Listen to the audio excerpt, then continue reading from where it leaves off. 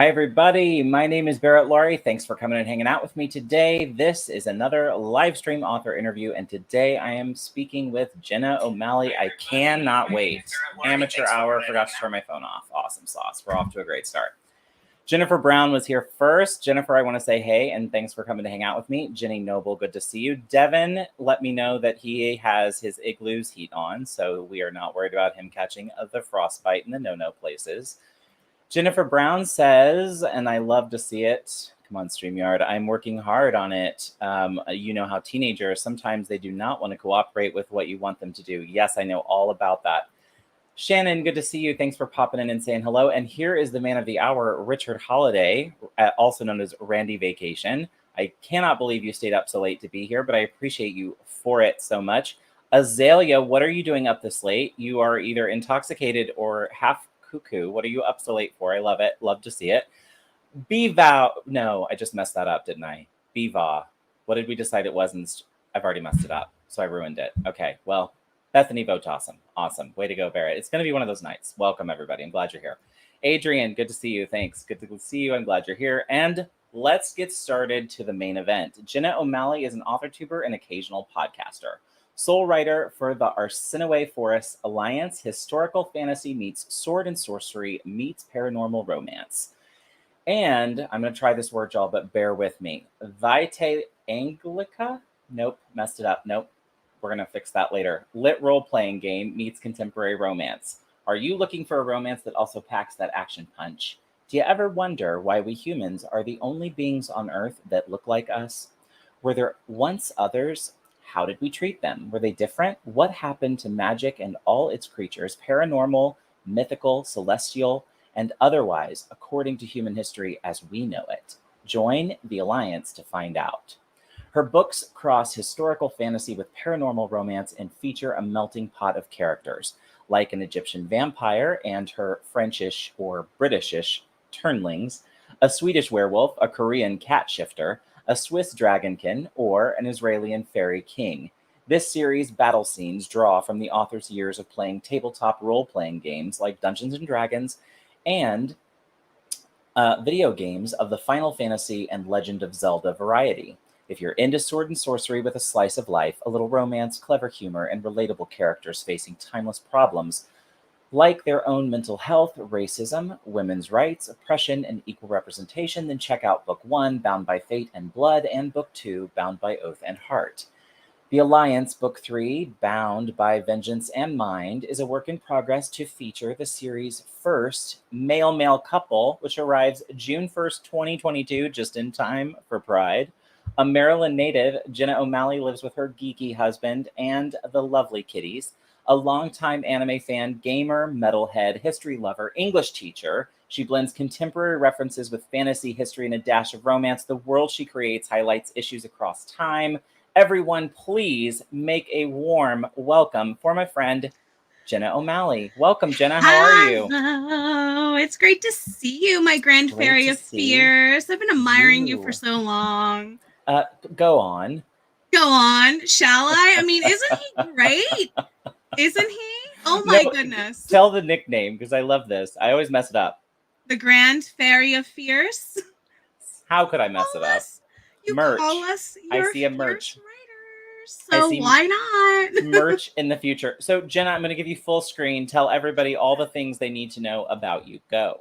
Well, I am that quintessential lady nerd. I played video games for a living as a child. Legend of Zelda was among the high rankings. I definitely worked in English for 10 years as a public school teacher. West Virginia was where I kind of spent most of my time. Yes, during the strike. No, I didn't like it. It was not all that great. I love what I do. I do what I love. My novels always seem to have this edge to them of addressing things I saw in my own life take place. I was born in Baltimore, right there on the Inner Harbor, so I've seen stuff go down. And all that culminated into me saying, I have a story to tell. I really just want to be able to tell it. And that's what started the Alliance's journey. Oh, I love that. I love it. Okay, first of all, Bethany has a great question. We got to throw it up there. Favorite video game? I didn't have this question. What was I thinking? Go. Well, It's a tie. It's either going to be Legend of Zelda 2 on the NES, just because I could speedrun that all day. Or it would have to be Super Mario Brothers 3, just because I know where all the secrets are. I'm an old school gamer. I don't really play too much new stuff. I love that. I love that. I already have a question for you from Richard, and I do care that you're in bed, although that sounds creepier than I imagined, Richard. For Jenna, as an English teacher, Aluminum or aluminium? It depends on whether or not I'm talking as one of my characters or me? Question mark? good answer. Good answer, actually. That's very apolitical. I'm proud of you. Oh, Azalea, mess that name up, Blaze, like everyone else's does. I know. I'm sorry. Look at that. I'm being semi-professional. Go figure. Barrett, Appreciation Day needs to be a thing. Yes. You know, Devin Cutting, you're one of my favorite humans, and I am thrilled that the heat is on. Oh no, how does Richard know that? Shh, we Virgos stick together. I'll help. Eva, hey, good to see you. I hope all is well with Isaac and Hubs. Thank you, Devin. I love that idea. We're going to have to run with it. So, Jenna, we've gotten the little bits out of the way. Let's dive in and start crying with one another. So tell me all about your husband, the kitties, and your life outside of writing. Sure. The hubby and I have been together as of this coming July 2022. It'll be 10 years married. We have 7 kitties in age order: Molly, Drina, Hime, Loki, Thor, Asta, and Swizzle. I don't think I missed anybody. The reason why we ended up with so many was we had a stray who had a litter. A couple years later, another stray came by, had a litter. No one would take the kitties. We kept them because the shelter here is overpacked, so on and so forth. Hubby is also known as the local cheesecake man. That's his side hustle. He literally makes made-to-order cheesecakes. Almond Joy, Snickers, if you know of a certain other company that makes red velvet cheesecake with cake, he does it better.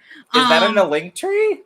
No, because he's in research and development mode and hasn't gone full spectrum yet. Well, let me know when he's on the spectrum and I'm getting some cheesecake. At Cody the Cheesecake Man. That's where you can find him. Nailed it. You heard it here first, kids. Okay, sorry. Go ahead. Now, we did kitties, we did husband. What did I have left? Oh, life.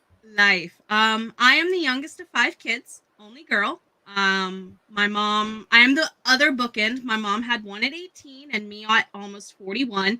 No, I was not planned. Yes, it has affected me. If you look at my book, sibling banter is a big part of the character development, especially in the Alliance books, and it plays off of a lot of my own childhood experiences. I, like I said, taught public school full time, and my kids know I talk to them as a writer first, a teacher second. Well, so talking about the teaching, what was your draw? What drew you to teaching? What was that call? When I attended high school, I had 3 options on my what I want to do list. Being a kid of the 90s as I was, we were forced to choose 3 and pick one. Same. And I've wondered if you'd resonate with that a little bit. It was either adolescent psychiatrist, psychologist, teacher, or dolphin biologist. That's what I called it, marine biologist. I love it. I love that. Dolphin biologist. Dolphin biologist, because I wanted to work with dolphins. Naturally. Well, I have the math version of dyslexia. And it's only with math and numbers I have it. So the science way was out. Right. And my senior year, I did what was called Future Educators of America. It was like a club organization at school. Sure. And they got us some internships, shadow days and things. And I really tested out what did I want to do. I thought I wanted to be with the little ones. But no. Elementary school teachers, you are a special breed, and there's a special table for you in heaven. Like Jesus, Mary, and all the other major pantheonic religion heads will be there sitting with you. So I ended up in secondary ed. I have my master's in teaching and my bachelor's in English with a minor in theater. Wonderful. I love that. That's the theater connection earlier. We'll get to that later. Mhm. Quickly, Eva has a question I want to throw in. Do you really believe in Santa or just like the PJs? Great This question. wasn't advertised as PJs, and it doesn't feel like it, but I see on camera it looks like it now. No, we'll talk about why this shirt here in a little bit. It has to deal with a question you have. Yeah. Okay, so I asked about why you decided to teach. How has teaching made you a better writer or impacted your process? Woo! I get exposed to the writing process. I live it, I breathe it, I teach it. I specifically teach English grades 6 through 12 for virtual school. My students all have learning disabilities a la dyslexia, which I'm certified to help work with. Or specifically, I work with a lot of people or a lot of students whom are teen parents and they need evening classes. So I'm the evening English teacher, basically.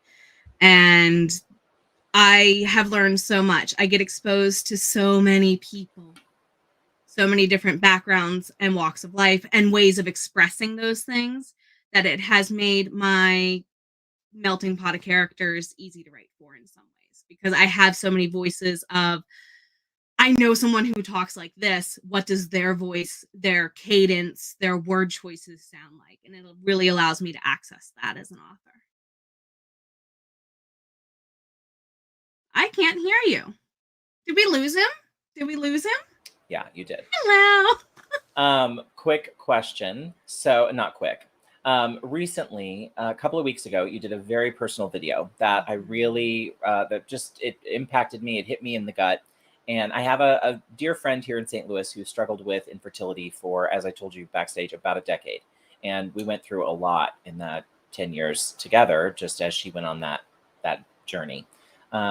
You shared your recent journey with infertility and some of what you went through just a couple of weeks ago over on your channel. I have listed the channel link in the description box below. I hope people will go check it out and check out that video specifically. It was really touching. So Jenna, would you take just a second to kind of talk about that journey with us real quick? Sure. Just a little background I don't mind sharing. I struggle with polycystic ovarian syndrome due to insulin resistance. It's an infertility diagnosis. Basically, it means a couple things. The biggies, it means I am going to be diabetic no matter what I do and don't do to my body. And weight loss is going to be absolutely chaotic, which it has been. But the other side effect is conceiving a child is a nightmare. My husband and I have done everything and kind of said, you know what, take a step back. We burned through so many finances, so many stressors, and I popped positive for pregnancy in October, but lost the baby, unfortunately. It was ectopic. And that's why my shirt, which we'll talk about that here in a moment. Yeah. Well, obviously, I'm so sorry. We went through that with her a couple of times. So and definitely it wasn't even prepared. And I think it's being a male and definitely being gay male, so that wasn't even like on my radar. But I think I just wasn't even prepared for kind of what that kind of grief process looks like and how real it is. And that's kind of what I loved about your video, was that you were really open about that and kind of talked about what that's been like for you. And I think that's great. I think the more we can talk about that kind of stuff is kind of ends the stigma that exists. So anyway, I'll get off of that and we will keep rolling right along. So talk to me about what made you decide to talk about it publicly on your channel.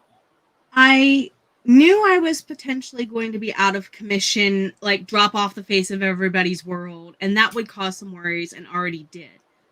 Because some people noticed I was not posting as often.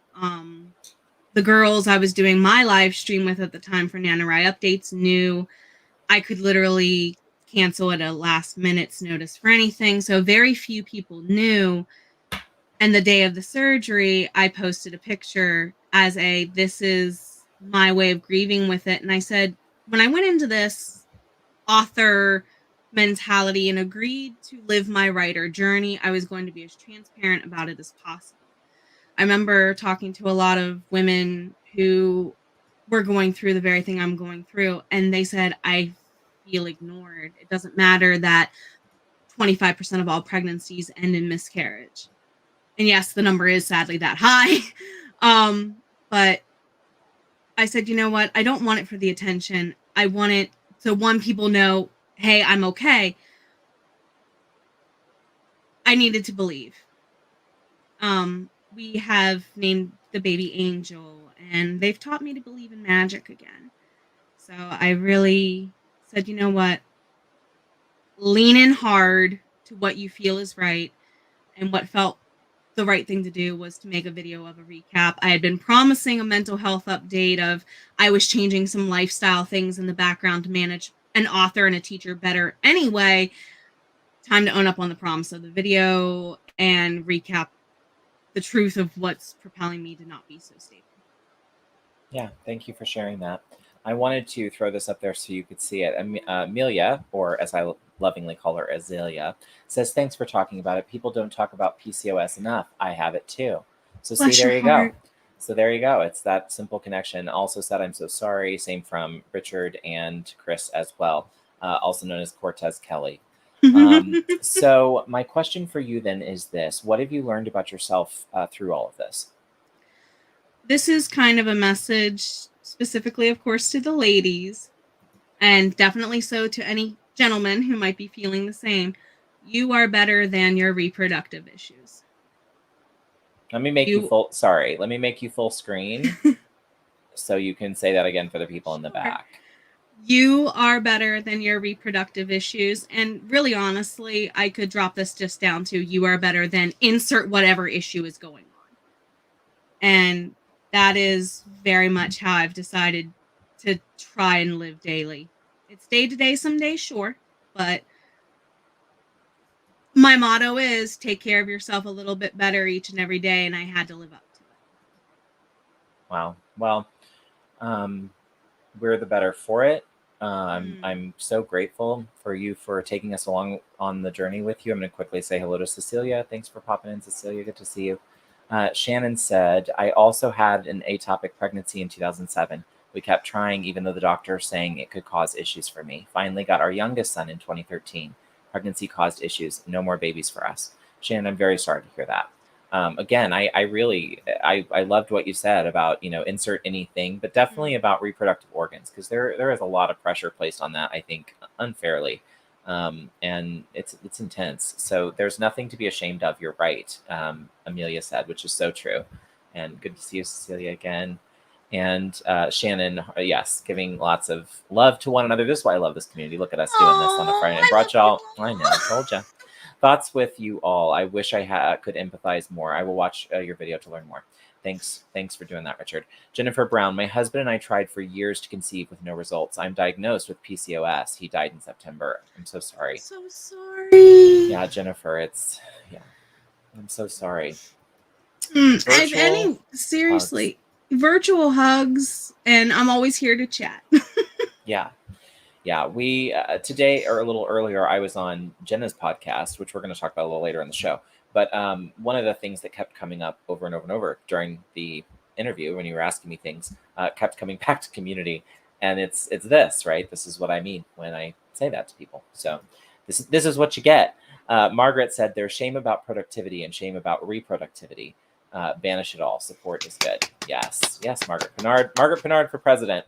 Amelia K. The thing that bothers me is when people ask, when are you going to have a baby? Yeah, Can we get rid of that chauvinistic, we need to patriarchal? I promised I'd be good. I promised I'd be good. Okay. While we're on that topic, let's talk about your social justice. Let's talk about where that came from. And you definitely, equality is a through line in your books. So kind of talk to me about where that came from before we shift over to talking about the work. Sure. The Arsinoëphorus Alliance started off not intending it to be so social justice-y, and it did. The premise of the book is Nefertiti is the last Egyptian vampire, but she's biracial, living in the 1600s, and I had to address it. She literally takes the concept and knocks it off its high horse. Chapter 5, Book 1. Go read it if you don't believe me. And my commentary just ended up being kind of, this is the world, this is the chaos, and it's always been this way. My editor picked up on that, and she said, you know, some of your commentary is spot on. You definitely are catching that, because she lives in England. She says, British history does have that problem all the way back in the 1600s that you guys in the US are now dealing with too in some ways. And I don't think you realized you carried over your childhood into your books. Little context. I was born in inner city Baltimore. I lived within walking distance to the Inner Harbor. Literally, crime at its highest in the 90s. It was what drove my parents to move us to the mountains, because first grade, I had a fifth grader pull a knife on me in the girls' bathroom. And when it's no longer safe for your kids to play in the street because of gang violence, we moved out here to be closer to my dad's family, and luckily had a way out to something safer. But my first day of school here in rural Cumberland, yes, as in Fort Cumberland, Washington, that Cumberland, was 180 from my childhood experience. I was the only white person in my classroom sometimes in downtown Baltimore. I moved up here, came home from school the first day, looked my mom dead in the face and said, I hate to be rude, but what did they do with all the non-me people? Where are they? Seriously, there was not a single non-white kid in my entire class. 180 over the course of a weekend. And that has stuck with me for the rest of my life, because the kids that were in that class that I moved into were not welcoming of me because I had non-white friends. That has stuck with me since the age of 8. I was 8 when that happened. And it's rubbed me the wrong way ever since. And carried over. So. And into the work. Heavy. I wanted to share this just because, again, I love her. And this, again, I think is a direct result of sharing your story and what it can do. Right. I just want to scream at them. I don't know, and I'm trying. And it's the most demoralizing thing, peeing on sticks and then seeing that negative result over and over. When you think you have preg symptoms, that makes me want to give you a giant hug. I'm physically disabled. Strangely enough, I never got asked when I was going to have a baby. I think that is almost as bad. Like, I'm not good enough to be a mom. And it's Jennifer Brown plays into feeling like on this end too. Totally. I'm at a loss. And it turns out it's just biscuits and cake. I'm sorry, my body likes them carbs, okay? It craves them because of the insulin. Relatable. Relatable. So, all right, let's do this. We've been kind of teasing the books. Why don't you tell us a little bit about Bound by Fate and Blood and Bound by Oath and Heart? What can you tell us? Neftiri has been running in my head since circa 2003, and she finally got her story because I went from teaching in a public school, went to spring break, and never came back. So, the fact that I got rid of a 2-hour round trip commute allowed me time to write. And Neftiri has been a blast to write for. She is the great-granddaughter of Cleopatra's sister. That Cleopatra, the one who, sold Egypt to Rome by going to bed with people. Or so history would like us to think. She also murdered her siblings to gain that throne, and one of the siblings she murdered was Arsinoë. After the people said, no, we want your sister, not you, and this follows Arsinoë's family line, a la, what if instead of being murdered, she became a vampire? I love that. I was dying for that little teaser because Margaret Bernard in the audience is a major historical fiction fan. So I was waiting for her to figure out, like, oh, wait, historical? Although it may be a little further back than she normally reads, but I was like, hey. Shannon said this, and I wanted to share it with you. Wow, Jenna, we have so much in common. Grew up where I was the minority, but after Hurricane Andrew in Miami, lost house, moved to grandparents where there were no non-white kids. Huge cultural shock for me. And then Richard Holiday said, God, I love carbs. You and me both, Richard. You and me both. That's why keto would never be a thing. for me. I So did let's keto. Oh, Cortez just bought a pizza. Okay, look at that. Oh, This is helpful. Sorry, keto. Tell me about keto while they're talking about pizza. Oh, and the pineapple. I was waiting for it. There it is. I should have Pineapple known. belongs on pizza and everything else. I do not disagree with that at all, but it's a very hot topic in this Yes. bunch. So, Yes. but go ahead. What were you saying? I did keto for before the pandemic for 2.5 years and lost 100+ pounds. So I've regained, unfortunately, thanks pandemic. I think we all did. Oh, please. Are you kidding? Yeah, I'm a Goodyear blimp. Jennifer Brown said, I was the only physically disabled person in my school that was in mainstreamed classes. Kids can be really mean when they were younger. Jennifer, I can only imagine, and I am so sorry. Actually, I can more than imagine because I was bullied a lot when I was little. I can't relate to that specific thing, but I can relate to the meanness of kids. Books by Adrian. I know what it's like to have a character live in your brain for years, searching and waiting for the right story. Adrian's writing an epic fantasy. So if you haven't checked out Books by Adrian, he's writing a big book. I've gotten to read part of it. It's really good. It kind of meshes up sci-fi though too a little bit. And I don't think he said this, but he also gave me some like space opera vibes, but I don't know that he's claiming that. But it felt that to me. Chris Kinney said, nice teaser. Not sure what that was. Oh, yours. I was going to say, huh? There it is. Oh, I told you it's going to be one of those nights. Margaret Pinard. Yes, I'm just dipping into the 1500s with Matthew Shardlaki. Good try. Novel. Sorry. I don't know. What do you think it is? Help me. I would have said the same thing you did. Oh, okay. I was like, ugh. So perhaps that primed me for your book. There we go. Well, they're actually set in the 1600s. Yes. Catch up with the great-granddaughter, and vampires live a long time. Little cradle robber that she is. I'm sorry. I wanted to focus, and then Richard said this. And I lost it. I'm sorry. Every time I'm like on a serious moment, and then it's that. So Margaret, who doesn't? That was the hint. I mean, that's what I'm saying. Okay, we're going to get away from the chat, and I'm going to get us back on topic. What inspired your books? Go. It was an old story. Neftiri herself inspired them. It was an old story I'd been kicking around for years and just could never make work, and I finally found the time period to set it in. I had been stuck at home for a couple weeks and was listening on a walk of history documentaries because I'm that nerd. And the reign of Charles II popped up, and I said, wait a minute. There's enough chaos in England going on, and oh my God, I can explain how an immortal blows up the London Bridge the following year.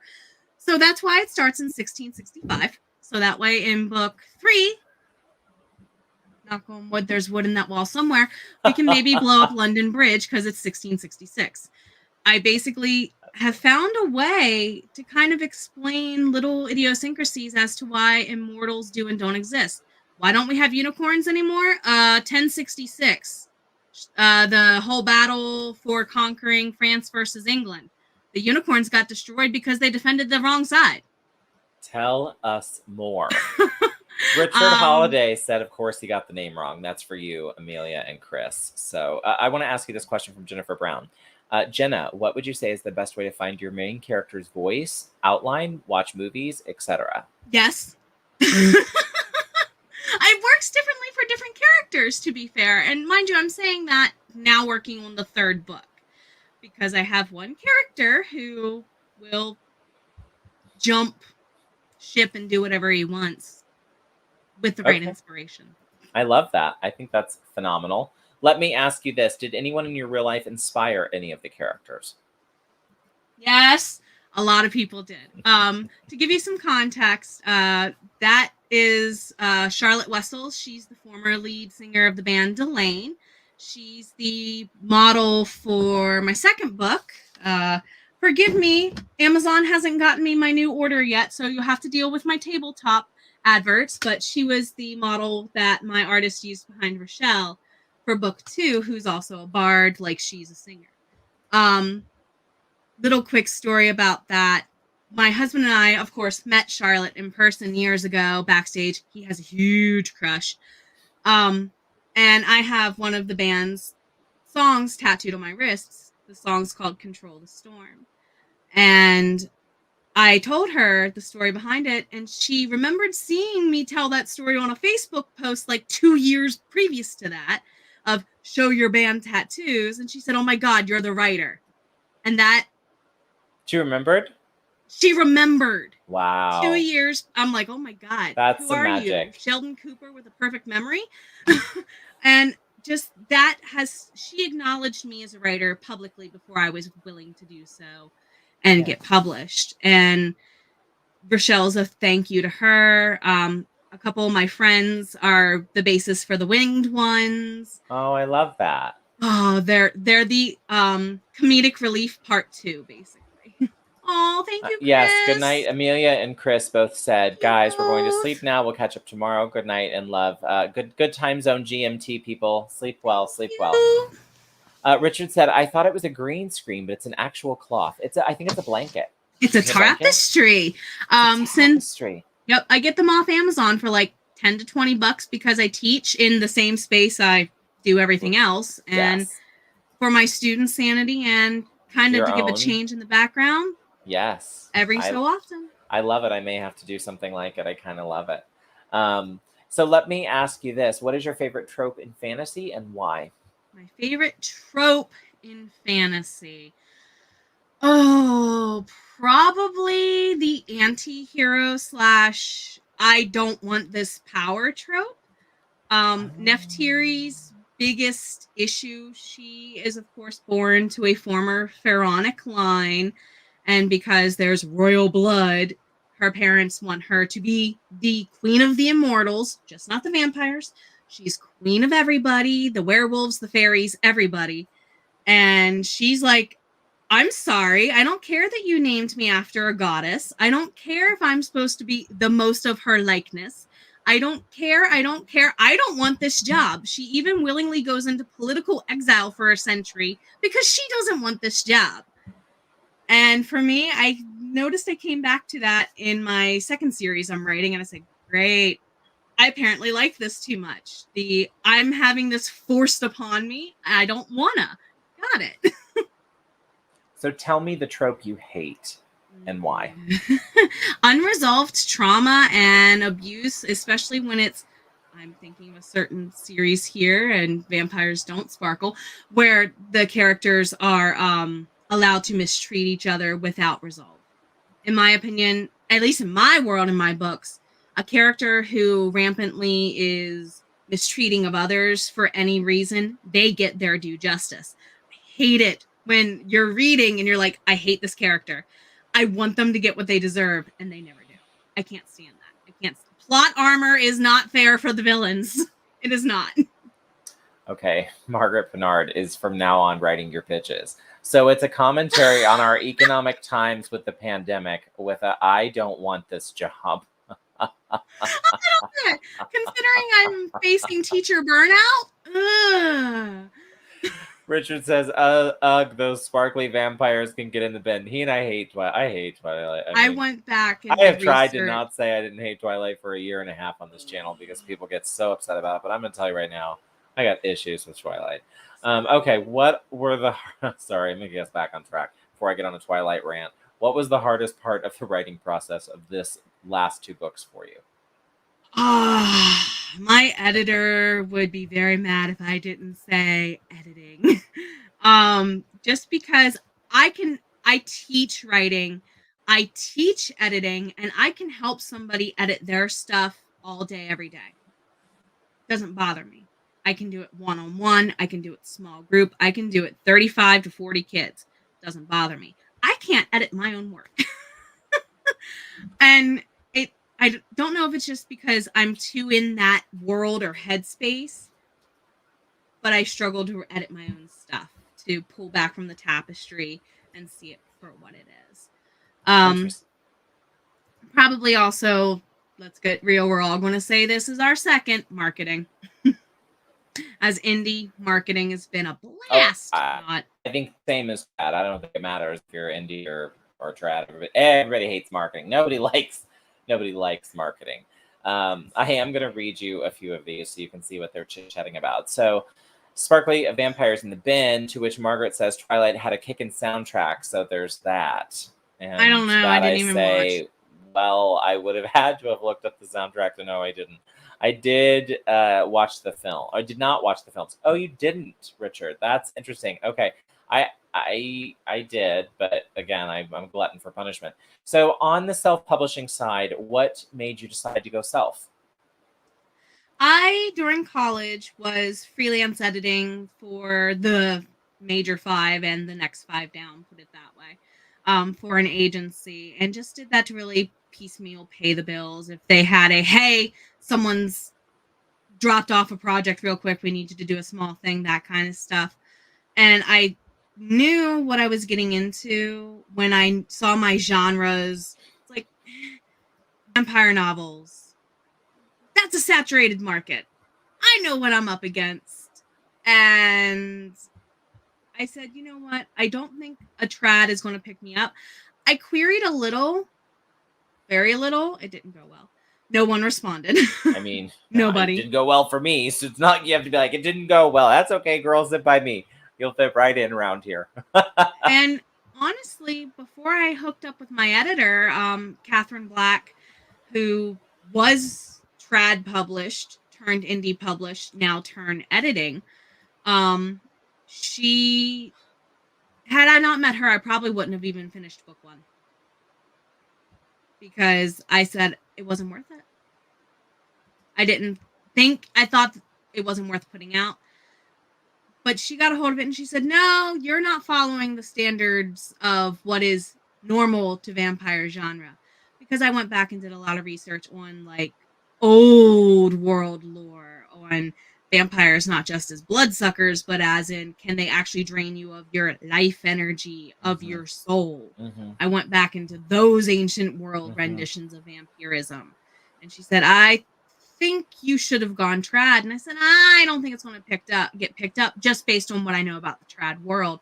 And I said, I think I'll go indie. And some days I wish I hadn't, but most days I'm glad I did. Let me throw this up here real quick because you're an indie. Shannon is deep in the indie marketing scene. And she says, Andrea Pearson from Six Figure Authors loves marketing and has so many videos. The other person I'd throw out that I actually know that I'm trying to get over here on the channel to do an interview with me is Lisa Daly. Yes. Is a best-selling author, and she has a great playlist. Now, she's trad pub, but she's now indie pub. So her newest book is for specifically romance writers, but it's specifically about marketing. And yeah, so anyway, I want to plug Lisa because she's been good to me. So, okay.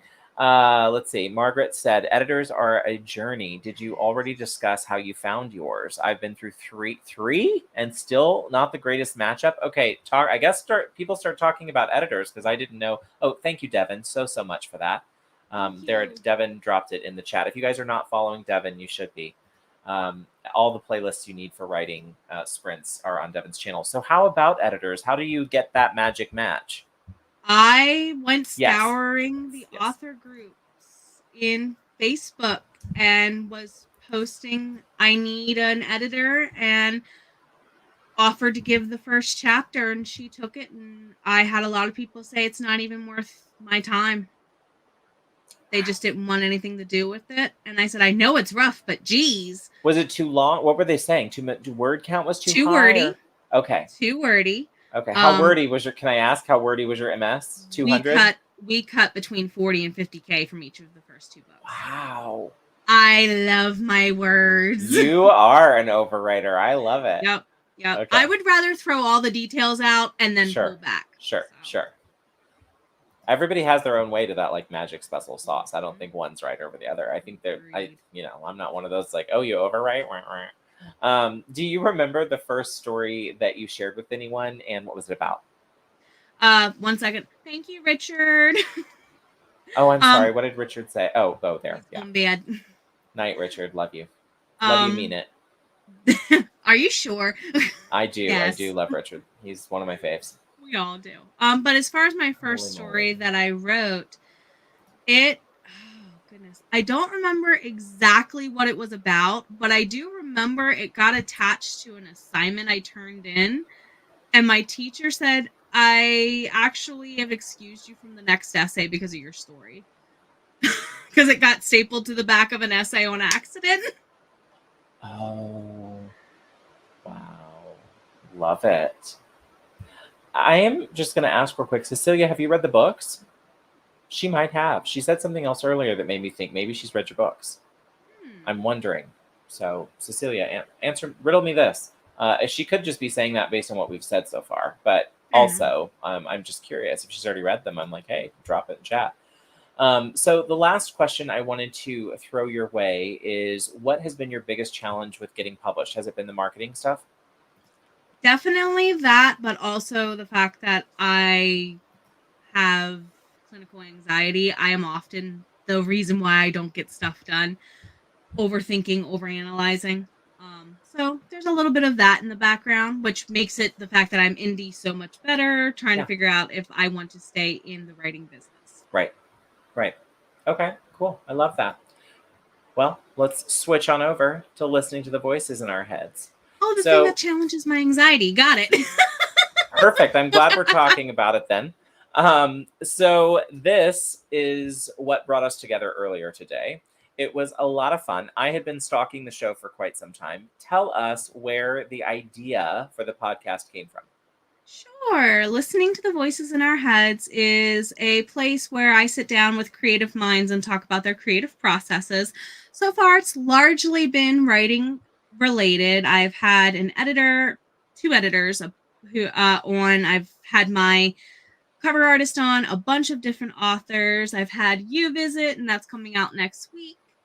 And it's just us sitting down talking about our lifestyles, how, like we said a few moments ago, the process for me is okay, and so is yours. What originated it was a conversation I had with a friend who's not a writer. He is a gamer. His online name is Yubaka. He is a gaming master for like Dungeons and Dragons, Pathfinder, and so on. We got into this conversation of how similar or not is world building and character building between novel writing versus campaign writing for his characters, because some of his games will last 5, 6, 7, 8 months, and they meet once a week to play. So that's a lot of story for him to plan, as far as the players are the characters, but what is he getting them to follow in a story? And that was episode 1. When he does his dungeon master stuff, he says he calls himself the voice in your head, and that's what inspired the title for the podcast. I love that. I think that is brilliant. I'm going to answer this for Margaret because I learned this before the show. Margaret Pinard asks, can you pronounce Arsinoëphorus for us? Yes, I can. It's a bit of a tongue twister with the for us on the end. So thank you for that, Margaret. I appreciate it. But there you go. Look at me. Pronounced one thing right. You're welcome. I'll be here all week. Cecilia says that you went non-traditional with the vampires. Yes. That's right. Cecilia writes vampire stories, I think. My brain just turned back on. Now I'm back with the world. Hello. It's okay. It's late. You've had a long day. I belong here. I go here. No, I have not, but I'm going to. Oh, wonderful. Thank you, Cecilia. Sorry for the peer pressure. I don't know where my head was. So you told us where the name came from. So talk to me a little bit about what sorts of guests you're looking for. And more specifically, if an author, for instance, had a book coming out, how would you want them to approach you to see if maybe you might be a good fit for one another? Well, you're in luck. I'm looking to put people on for season 3, which I'll start filming January, February-ish. Check my link tree for the form. It's just a Google form kind of to get me your contact information and some basic ideas down. I do like to pre-record them for various reasons and then launch them off edited. And honestly, if you have something you want to share about your creative process, I don't care if it's making videos. I don't care if it's dialogue writing, if it's illustration, if it's whatever you feel you want to share, please do so. We talk a little bit about what you're writing, but a good bit about behind the scenes stuff is where I like to keep it. And it's part of that transparency thing. As a writer, I like to even talk to my students that way. Just dropped it in the playlist. I was just about to ask if I could do that myself. Thank you. Bless him. Thank you, Devin. Uh-oh. Moderators, help me. Oh, my. Someone take care. Help me. Thank you. Hey. Appreciate it. Nailed it. Okay. Quick question. What made you decide podcast, especially considering anxiety is a thing? Thank you, Devin. Mostly because the pre-recording and editing was a large part of it. And my editor kept saying, you do this all day with students. Work it into another area of your life. And it worked. It's letting me see, and we kind of talked about this earlier today, using your resources. Right. It's letting me see where I can use those resources to manage other things better. I love that. What has been the best part of having the podcast? Meeting the people. Oh my goodness. I've talked with people all across the US. I've talked with people in Europe. I've talked with people in Africa, in Asia. I love it. I love it. And how have you gone about finding your guests so far? Before now you're having folks come to you, but before that, how are you finding your guests? Posting in Facebook, Instagram, word of mouth was a biggie. A few people who were on in the early episodes passed on to friends, things of that nature. Always lean into your community. Always. That was the theme of the day. Hold on, folks. I am turning on some things to help you with what's happening. So be patient with me.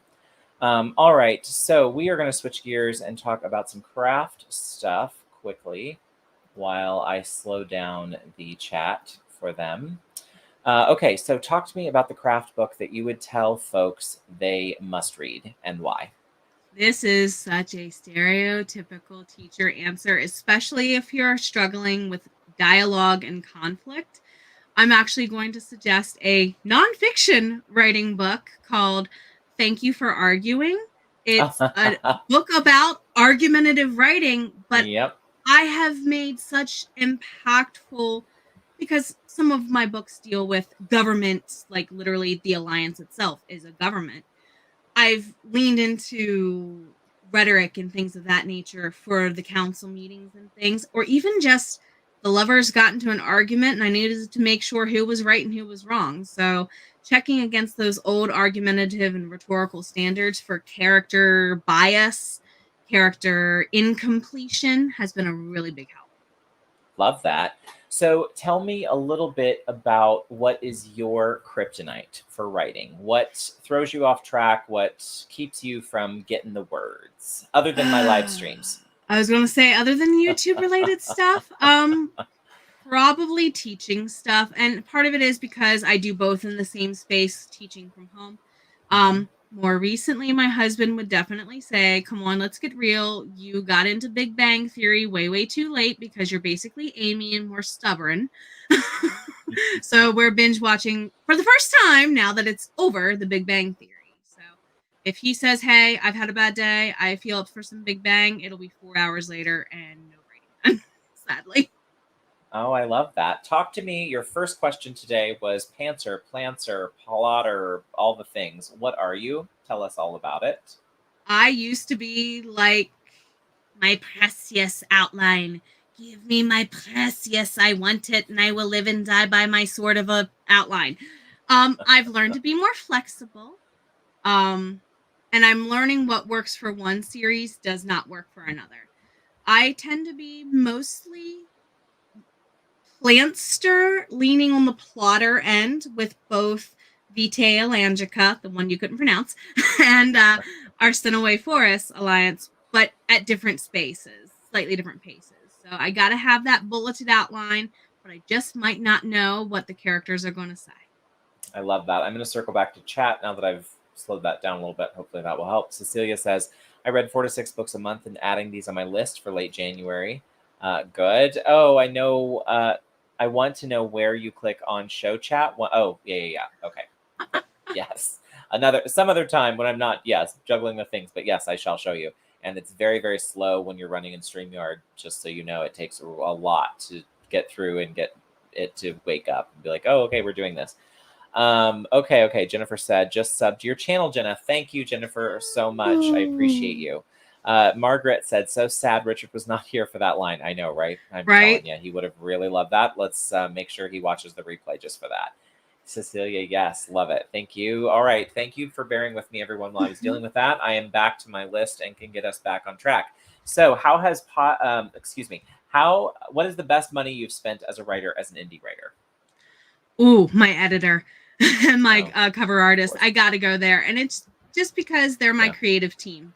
As far as in-house, they're the only two people that I reach out to. My editor is a wealth of knowledge just because she has done both trad and indie as a writer and an editor. So I definitely lean into them. If you're going from a podcasting POV, definitely my new mic is my favorite new baby. So let me ask you this. What is or what will literary success look like to you? ooh. Not necessarily fame, but at least being comfortable enough to where I can write full-time and edit coach writing one-on-one full-time. It's as a teacher who has done that in the classroom for so long, and that is how I run my classes, is a writing workshop style. I've come to love that process of really helping someone grow in their writing, and I would really like to be able to be comfortable enough to where I can work from home doing both full-time and not be a teacher necessarily in the traditional sense. I love that. What would you say is the one piece of advice that you'd give a newbie writer? Tell your inner self-critic to take a hike for about forever. Honestly, tell your inner grumpy bear to go for a hike and not come back, because it's going to get in your way. It really is, especially if you're indie. It feels highly competitive. Lean into the community. Don't run away from it. And a lot of it is don't run away from yourself. I love that. That's so true and a good answer to that question. I am going to shift gears to one of my favorite parts. Are you familiar with this? Yes. Okay. So your job, if you choose to accept it, is to just answer the question in one, maybe 2 words. 2 words, is fine, but less than 2 words if you can. And the first thing that pops into your mind. We will ask the chat to play right along with us and answer the questions. And then I will flip back through all of them when we're done and try to figure out what was what for who. Margaret Pinard has a good question we're going to get to when I come back. Good night, Jennifer Brown. Thank you so much for coming. I appreciate you. I need to bow out for the night. It was a pleasure meeting you, Jenna. Jennifer, I appreciate you. Good to see you. And whenever you're ready, you have a seat at my table to chat with me. Richard Buzzoff. Oh, I love it. Okay, let me make you full screen for this. And that way you won't see me sweating as I'm trying to read all of the things. Okay. I'm in the hot seat and you're sweating. Okay, let's go. I know. Okay, are you ready? What is your best virtue? My kindness. What is your latest obsession? Big Bang Theory. What was the last book you loved? Hotel Lamia by Tiffany Ann. What was the last... no, I'm sorry. What was your favorite word? Favorite word? Word. Spatula. Oh, that's a good word. Okay, what is your least favorite word? Moist. Oh, everyone's least. Sorry. Favorite curse word? You can Begins pass. with an F. Okay, good. I'm Irish. That's everyone's favorite. I know. That's so versatile. I love that one. What annoys you the most? Dead silence. Oh, yeah. What sin are you most willing to forgive of the 7 deadly? Depending on what it is, thievery. Okay. What sin are you most likely to be guilty of? Thievery. Oh, see, me gluttony every time. I will overeat until I'm a stuffed pig. I'll be Aladdin. What can you always bring? What can always bring a smile to your face? My kitties. Where else would you live besides your current home? Somewhere around Bangor, Maine, where my father-in-law is. Oh, okay. I love that area. Where are you the happiest? Do you need a word for that? Here. If you could have any superpower, what would it be? is weight loss one. I know, right? Oh, God bless. Otherwise, teleportation. Oh, I love that one. Okay, that's a good answer. If you could meet any author, dead or alive, who would you want to have dinner with? J.R. Ward, just because genre, and she's hilarious. Fair. What trait do you admire most in your friends? Honesty. What trait would your friends say they admire most about you? She will talk, but she will also listen. Oh, I like it. I like it.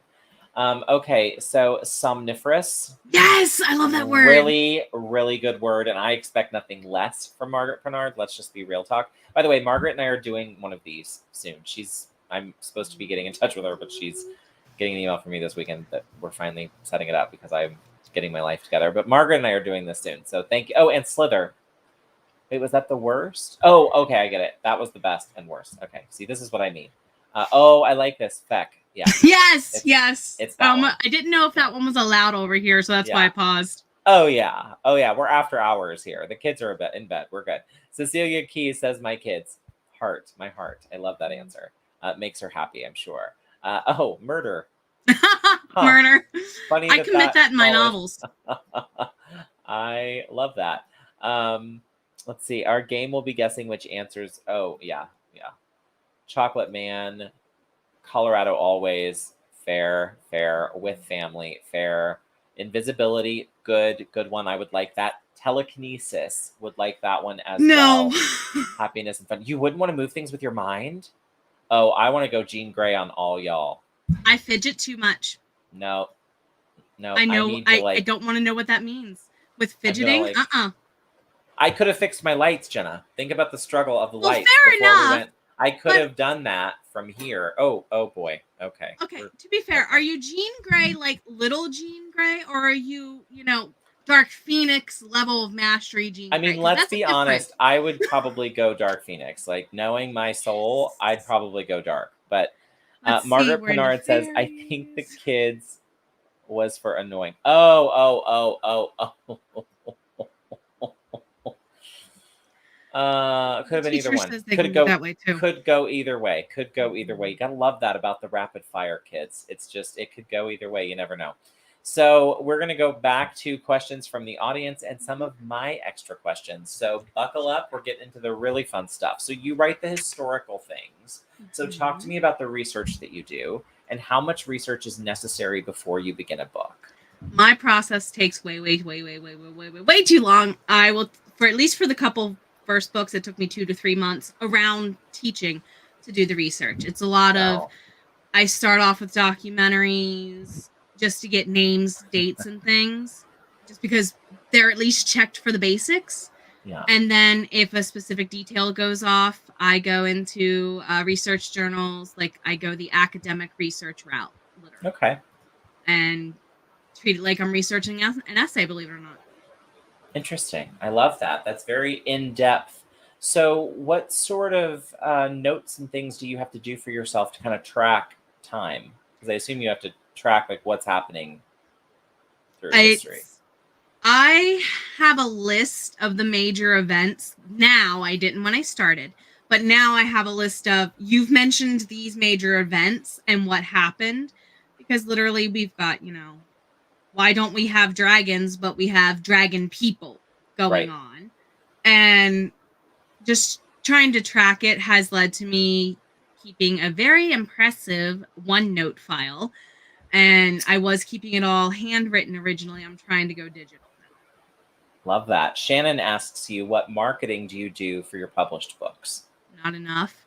Right now, it's literally just what you see on my Facebook, my Instagram, and my website. I literally have not had time, because I teach 40 to 50 hours. It's more like 50 hours a week. But because teaching takes up so much time, I just haven't been able to go and research what I need to do. I haven't learned what I need to do yet. And it's just pick it up piecemeal along the way. It's been my one weakness. And it's part of the reason why I actually pushed the launch date back for book 3, so I could take the time to do it appropriately. Well, speaking of marketing, the Queen just walked in, who I just shouted out her book, but welcome, Lisa Daly. Good to see you. Thank you for popping in. We just shouted out your book just a second ago, and I was saying there's a whole bunch of people that need to be reading it. to find out what they can do to help get themselves booked on some talk shows to promote their book. So Lisa Daly has a book coming out in, I think, 2 weeks. So if I haven't knighted you, Lisa, I should have, so you could drop your pre-order link. If not, I will put it in the description box as soon as we're done. But thank you for popping in. I'm so glad to see you, and I am stoked to hang out with you next Wednesday on your show. Margaret said what I was thinking. Oh, was it this one? About the ears burning. Oh, did someone say dragon people? No, I'm still missing it. Here, the ears burning. Yeah. Because it wasn't a bad. It was good talking about her. It was helping sell books. What's your favorite writing need, like app, device, etc.? Love that question. I type 125 words a minute with 99% accuracy. Give me a comfy keyboard, please. Are you serious right now?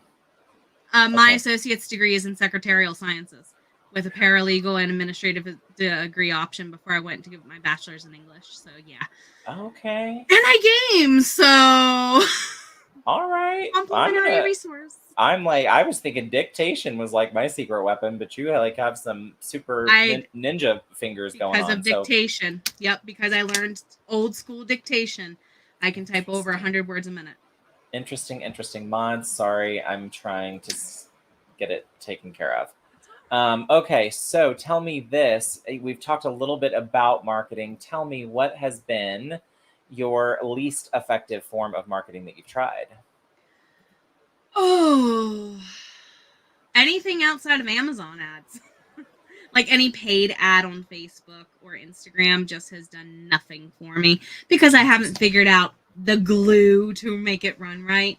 Amazon ads have been a little bit more helpful. But I've only had my first book out for going on a year. Book baby parties coming up in February. Big old thing going on for that. Yep. But it's just, I jumped into this world feet first without any direction of where to go and said, you know what, I'll find my way to swim. What is something marketing related that you'd like to do differently in 2022 than you did in 2021? I've already started doing some of it. I'm doing a couple of virtual book tours. I did a lot of in-person stuff this past year, and it didn't do me any good because I live in a rural area. Okay. So I'm going virtual book tours and seeing how they're taking me by comparison. That's a good idea. I like that. Shannon asks, I love how you showcase reviews of your book on IG. What other ideas do you have for that type of marketing? That's a great question. Thank you, Shannon. St. Houston is the author of Blood of the Lily. So it is out now. Go find it at all of your favorite retailers. Go ahead. Love that book, by the way. Love it. It's a great read. I'm planning on getting into some more photography, actually, once I have more copies of the book in hand to go out, take some pictures, things of that nature. I do some minor videography. I have paid for people to make my videos and things for my advertising in the past. I want to see if I can do that and maybe record my own audiobooks for my series because of pronunciations. So there's a whole glossary of words in there, like the Arsinoëphorus, and yes, there's a video on my YouTube on how to say them. It helps. I should have spent more time looking at that instead of what I was doing today. What is your favorite underappreciated novel and author? New edition, the Stone series. The first one is Stone Heart by Peter Merrigan. He's indie, I think. But I just got introduced to his books. It's, if you like Irish historical fiction, Margaret fantasy. Kennard. She's like a Pied Piper, just playing to Margaret. Stoneheart is the first book. He's going to get a video, a sneak peek, a little heads up on my other series, Fiction in 5, here in a few weeks. He's up on for that because the books are amazing. I read his books and said I have a lot of learning to do. Oh, I love that. That. I'm glad you're reclaiming your health with a vengeance. Me Part too. of the reason why book 3 is named what it's named. Yeah, I assume. Yes! Celtic historical fantasy for the win. I'm telling you, Margaret is your person. No doubt about it. You'll like Malice and Ian. I wanted to type fast, but it was sad I can't type long now due to my issues. I'm sorry about that, Cecilia. I'm telling you, dictation has been a game changer. I have carpal tunnel, so I'm going to be going that way. Figure that out. So Jenna, what do you think is going to be next for you after this series of 3? Well, it's not just a series of 3, Barrett. Oh, well, I'm sorry. Take it away. No, it's okay. Actually, the Arsinoëphorus Alliance is going to be it's going to be 8 books split between 2 time periods. Nailed it. Books 1 through 5 take place from 1665 into the 1670s, maybe a little bit. Okay. And then magic disappears. Yes, there's a reason, but it comes back in 2015. And thank you. Yes, hit his like button. He's awesome. Thank you. In 2015, magic comes back. Mm-hmm. The immortals get all their abilities back with far fewer forces. And then Vitae Atlantica explains how magic messes things up for the humans on the human end. So it's one little thread connecting spinoff. So the Alliance will get a total of 8 books, 5 in the past, 3 modern day, and then Vitae Atlantica has 3. So wow. I have next year maybe 4 books coming out, depending on if my teaching memoir gets written or finalized, I should say. Fair. Oh, thank you, Cecilia. Cecilia, thank you for coming. I have to run, but I'm going to rewatch. And Barrett, you owe me some time. I know I do. Apologies. And Jenna, I would love to speak with you. Gonna follow you on the tube and the socials. Thank you, Cecilia, so much. Thank you. I appreciate you. St. Houston said, OMG, usually good at hitting that like button, but didn't this time. Look at that. Thank you for the reminder. Thank you. Yes, Lisa Daly is the queen. And if you guys are not over on that playlist every Wednesday, what are you doing with your life? So get over there. It's a lot of fun. You're missing out on a good time. So Jenna, tell me all about what was your plan for Nano, and then kind of what did Nano? Obviously, it changed. So kind of what was the plan for Nano, and then what did Nano become because of your infertility journey? Yeah, I had surgery 3 days before Nano, which was unexpected. So yes. Surprise.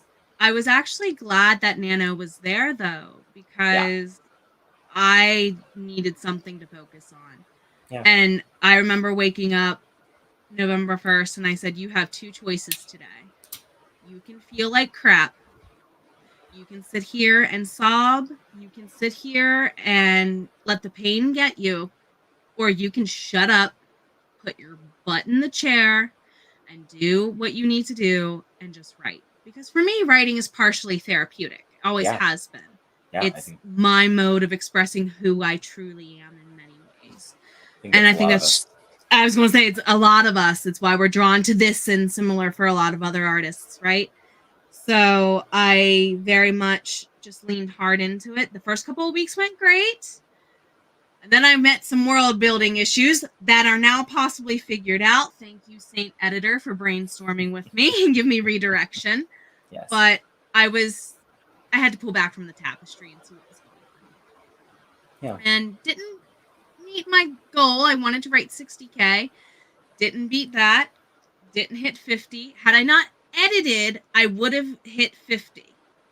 That's still incredible considering everything and surgery right before and all of the things. Did you have time to kind of process, and what was the response like to that video? The response to that video was beforehand, and I said this in the video, people just reaching out and just letting me know I had a community. I didn't realize I had a community. And that was from AuthorTube peeps?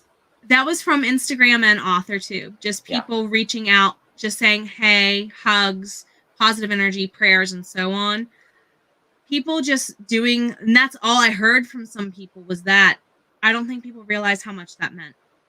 Because when I woke up from surgery, again, it was pull yourself up by the bootstraps. You got to do this. You don't have a chance. Tomorrow's another day. Yeah. Do you think you've had time to go through the grief process? That's part of the reason why I didn't finish to a degree. Yeah.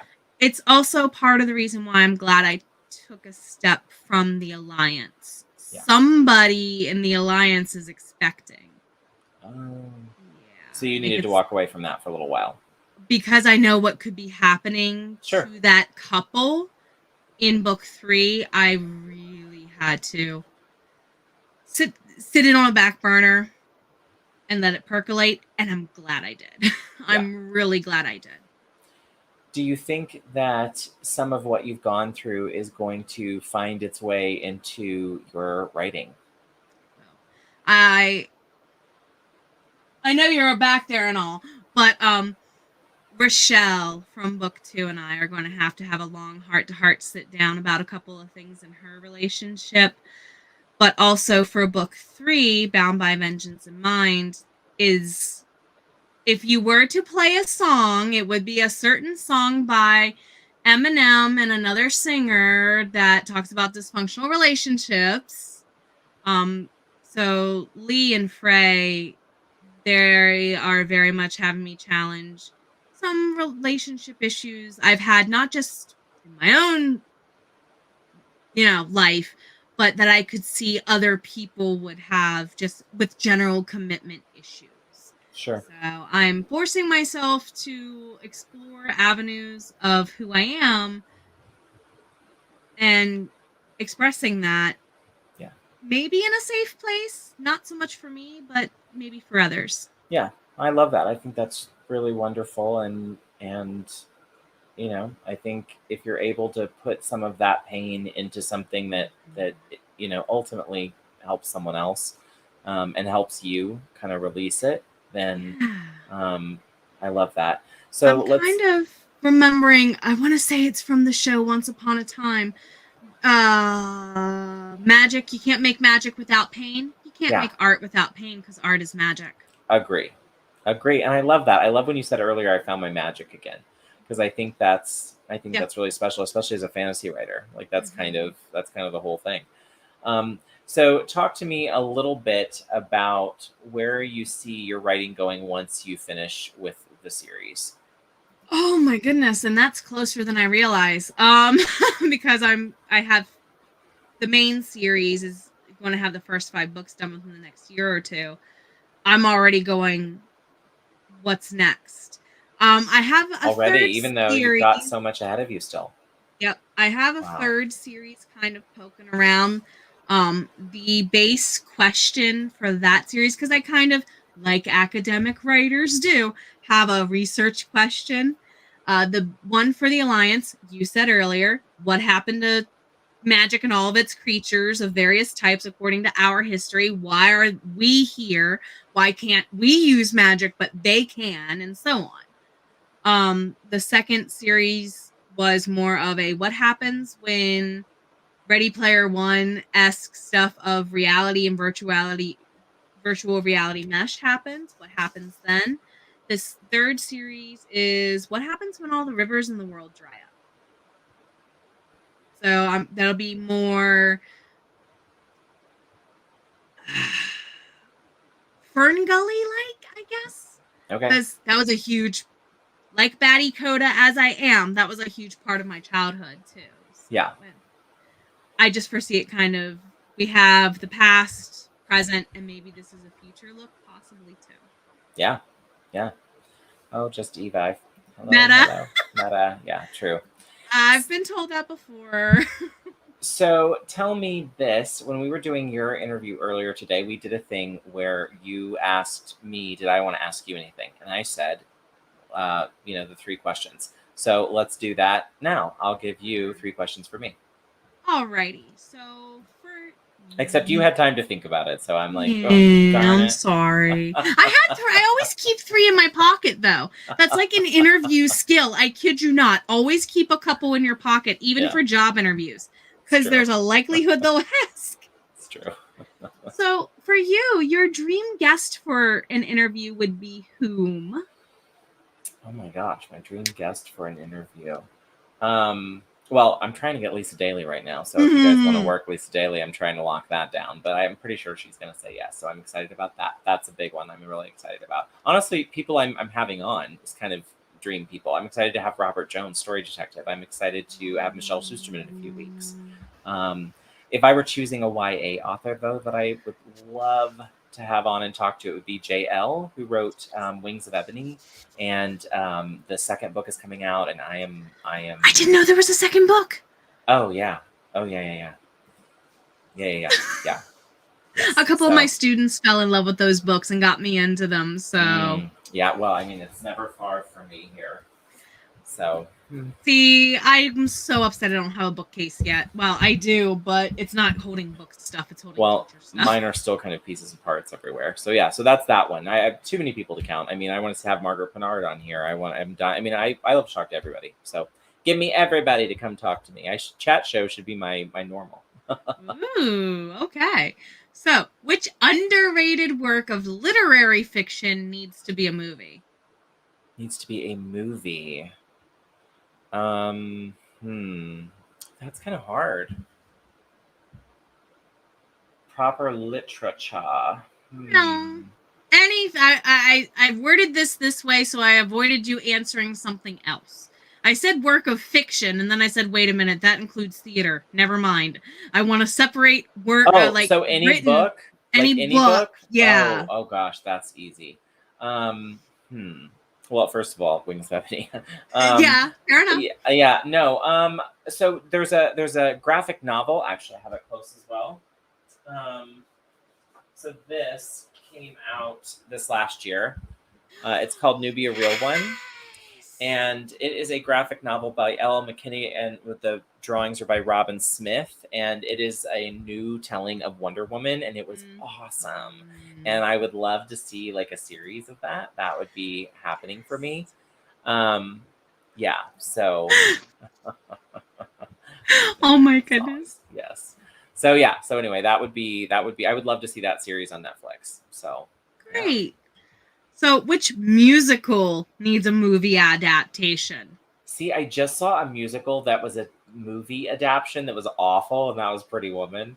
That's why I asked this question, because I agree with you. It was awful. Oh my gosh, it was so bad.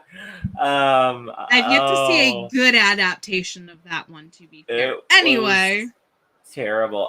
Okay. I have heard really good things about The Bodyguard. So I'm dying to see that one. But you asked me what was, sorry, I've already lost the question because I was so upset about Pretty Woman. You want me to pick a musical that should be a movie? That should be a movie if in a perfect world it's done right. It's done right. Okay, well, Six and The Prom both got annihilated. I don't even want to talk about Dear Evan Hansen because that was devastating for me. No. Let me think. I guess they couldn't find anybody in their mid-30s to play that part. I don't know. Is that seriously what you? Do you think it was just an actor choice? Never mind. We could have talked forever about Dear Evan Hansen. Ben Platt's amazing, and like the music. Yeah, I could lose the plot right here, girl. We need to get me back on track. Yes. Okay, Margaret Pinard, Zorro. Yes, I'll take Zorro. I'll take Zorro for 500. Okay, fair enough. I love it. Those were like surprisingly hard. Not like hard, but like I had to think. I had to be like, oh, you're welcome. Good. Yeah. I was like, I gotta quit with these softball questions I give people. I gotta like start getting tough. Softball. I'm going favorite fantasy trope. I have 6 favorites. He wants me to pick I know, one? but you just have to pick the one. You have to pick one. You didn't Bodyguard. See, I've heard this. I haven't seen Bodyguard yet, but it's on the list next year, so it's coming through. So I'm gonna get to see it and decide. Oh, Jennifer popped back in. I'm currently reading Dear Evan Hansen. Oh, see, there you go. Well, it is wonderful. The show is incredible. The soundtrack with Ben Platt doing the original like Broadway soundtrack is amazing. My husband and I have worn it out. We love it so much. The movie, womp womp. Oh, hello. Hello, Loki. Overlord. By the way, Shannon here, SD Houston. Oh my gosh. Shay with a cachet. Warren, how are you, my lovely? Oh, Shay! Hi! Yes. I've been stalking your channel lately. Amazing. She will be here in your seat next Tuesday. So Shannon has a Loki and a Thor. No, is that right? I messed it up, Shannon. You have a Loki and remind me, you have 2. You had 2 of the same on the cat. Yes, Loki the cat. Yep, this is Loki the cat. Lokina. We thought they. Oh, well. Excuse you. We've all been there. I've heard the movie was a series of weird choices. We'll talk about it. We need to do a whole stream about Dear Evan Hansen, the movie. Okay, Margaret, that's all I got to say. Like, I got a lot of thoughts. I got a lot of feels. I'm upset about it. I'm trying to hold it back. But, oh, I got it right. Look at that. Loki and Thor. They are brothers. That's right. We thought they were male. They're not. So it's Thorinda and Lokina, legally. Oh, bless. I love that. Good to see you, Shay. I'm so glad you're here. Well, tell me this. Do you have any plans to do any live streaming in 2022? I am actually looking to do a series, hopefully. I'm not sure what, because I just came out of doing the NaNoWriMo updates. For NaNoWriMo, we did Preptober and then weekly updates in November. And both of the ladies I did that with were like, we've got to do something.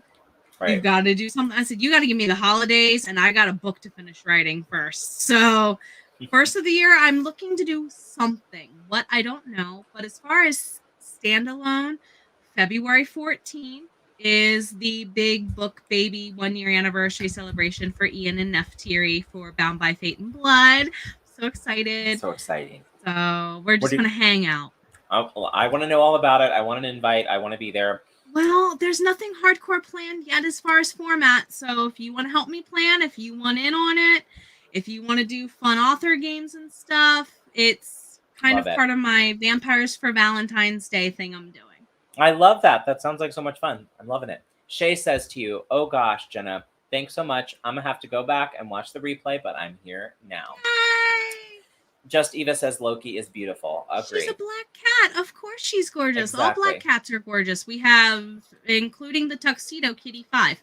I mean, that's my familiar. I love that you have 5. Sorry. You're killing it. Harley says, I honestly feel that's true. And Margaret says February 14th is there was a pause there. I'm sure it's not because that day is hated above all others for any other reason. Well, if you know anything about V-Day campaign, it's not just about hearts and flowers, and that's kind of what I'm leaning into is V-Day campaign for it. For me, it's always Gals Day. So fair enough. Galentine's Day, that's what it is. So you're doing some live streaming, that's happening. Are there any other new series, shows, parts to your podcast? What new and exciting stuff can we see from you up ahead? What's coming? I do still have my book review series. It's called Fiction in 5. I sit down and review a book in 5 minutes, half of it from the reader point of view, half of it from the writer point of view, since as a teacher I can do both. Is kind of what was the reasoning behind it. Yep. I'm also still doing Listening to the Voices in Our Heads. I'm plotting out and getting people interested to join me for season 3. And I'm also doing Sitting Down with Soul Writer. That's not so much book review stuff. It's more writing tips stuff, what's going on in my life. I did a battle writing 101 basic video. I'm actually turning that into a mini series where I'm going to break down exactly how I use Dungeons & Dragons, Pathfinder, and Vampire the Masquerade gaming systems to use dice to tell me what to do in my battles. First of all, big work in progress. Jeanette, Hi! I am so glad to see you. Hello. Harley says, and I love to see it, OMG, Vampires for Valentine's. I love this community. If you want in on the giveaway, let me know. I'm Margaret Pinard says, that sounds like a lot. Do you have a chosen planner that helps you balance the task streams, Jenna? Great. It decided to fall. I apologize. That is okay. I have carpal tunnel. Sometimes wrists no work. Bullet journaling. And why don't you tell them what amazing star sign you are, or sun sign you are, so that they can all understand why you have your planner together and your life together. Everyone hates a Virgo for being a perfectionist. I'm sorry, we do it right. we can't help how we were born, guys. We are the perfect fairy people of the sun signs. Try to stop us. You want something planned, you go to a Virgo. You go to a Virgo. Okay? We will take notes. It'll be organized. Everybody's going to get there on time. Nobody's going to be late. And if they don't? Oh, they're going to hear about it later. There's going to be some passive-aggressive comments in the car. And everybody's going to get there on time the next time. Okay? I'm a Virgo who married a Capricorn. That should say enough on the lateness thing. Oh, I married he just got home, so I can't be too loud. But I married a Leo, so yeah, I know all about that. You married the next sign over, but I love this. Shannon says, I would love to have you on my YouTube series podcast. So I didn't know you were doing a podcast, Shannon. Look at me, I'm learning all the things. Shannon's doing a podcast. Shannon, tell me the podcast name and all the things in the description box so I can pop it up for you. Message it. Hey, yeah. Yeah. Okay, so Margaret Pinard, bask in the glory of the Virgo, can I guess? Yeah, well, you're welcome. You're welcome. What can I say? We're pretty awesome. We know. We are. Gotta give credit where credit's due. It's like, what can I say? Whoever invented the back cover blurbs for books needs to be disposed of rapidly. Yes. It's the worst. Jennifer Brown, my advice for this is always the same. Write it and pass it around to your writerly friends and get their feedback on it, because their eyes are always better than yours, and they'll see stuff that you don't. And they'll help you with it. So pass it between, and not, by the way, the people that are like, oh, that's so great. You want the people that send your stuff back with track changes all over the damn place. Okay. Get rid of the yes people. Totally. You're looking for the red pin, make it bleed people. Shannon's a Capricorn. I'm I bet sorry, Shannon can make it bleed. Margaret's throwing shade. I see you, Margaret Bernard. I see you. Shade with the hobbies. Is this specific to all Virgos? Because I know a few who are not organized. No, actually, you know what? I agree with that as well. Yes. My question is, what's their moon sign and their ascending then? That would have been my follow-up. But I do agree with Shay that I did date a Virgo that the stars should have aligned, and they did not. So I don't need to tell you how that ended his stuff on the lawn. Shannon Houston said the podcast is the same as the new YouTube series, Self-Publishing Tips and Tricks. Get a hold of me. I love that. Yes, get a hold of one another. Look at us making adjustments. Linktree is in the description box, Shannon, with all of the places and things. Margaret Pinard says Capricorn's got organization going on too. No, I know that's true. I do know that's true. Then I want to know what my husband's moon and rising signs are. Yes. Well, we actually did a full book of my husband's for his birthday, so I could learn just that. Because it's a mystery I really needed to learn. Just Eva, my best friend, is the same. Oh, wait, they're talking. I'm a Sag with 6 houses in Capricorn, Shay says. Oh, wow. Oh, I don't know all that stuff for them. Okay, see, that's me. Thank you for popping in, Lisa. We appreciate you heading out for dinner. We appreciate you. Thank you. I'm going to see you next Wednesday, and I cannot wait for it. Check out her book, everyone. I will be sure, and I will get it and drop it in chat before the end of the night. So it's on pre-order now. Be sure and get it. It is How to Become a Famous Romance Writer, so get on it. DL Tillery says, Jenna Moresi had a great way to write a blurb. Aphrodite and I used it. Amazing. Okay, that's cool. If you have the link, feel free to drop it. Yeah, I'm rewriting my blurbs for book 1 and 2 as part of my marketing strategy change. So that's cool.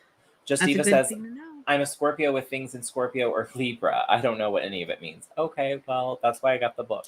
Harley Andrada, it really depends on the bigger picture of the chart for some people. For example, I'm a Pisces, but almost everything else is fire. Ooh, that's interesting, Harley. I'd love to read your chart. That would be fascinating. Jennifer Brown says, I'm a Leo, but I married a Capricorn. We were a match made in the stars. The lion and the sea goat bouncing off each other. Oh my goodness. It was a lot of fun. That was probably a beautiful love. I would have loved to watch that. Shannon says, my moon is also Capricorn. Yes, we got it going on. Yes, agreed. Oh my goodness. That's awesome to know. All right, Jenna, before my throat gives out on me, I've eaten 3 cough drops in the last hour. So help me stop talking and you talk for a little while and tell everyone where they can find you, all the things that you're going to be doing over the next. Just talk for a while. Give my voice a break and just talk at them for a while. Sure. Book 1 and 2 are going through a major edit right now in light of the Book Baby giveaway celebration and everything. I'm doing virtual tour the 7th of February through the 21st, so the week before and after the 14th.